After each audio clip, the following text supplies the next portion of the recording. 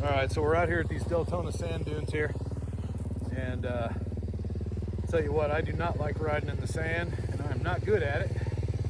Way too sketchy, but we're gonna give it a shot here. Keep trying.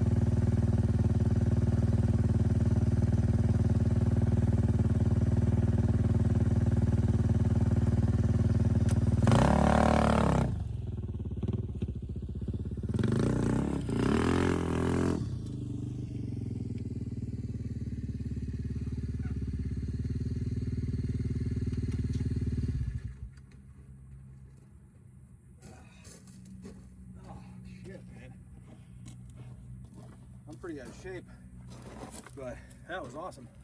I love this place. Got used to the sand a little bit, and I was able to cruise through it. It kind of still gets a little sketchy, but you know, it's almost like a mental thing. Stability, fatigue, all that good stuff. Man, this place is awesome. It's got trails that go all the way up through there. Some of them are sandy, some of them are grassy, some just dirt, all kinds of different cool terrain. So, hell of a place. Love it. And for $5, I'll tell you where it is.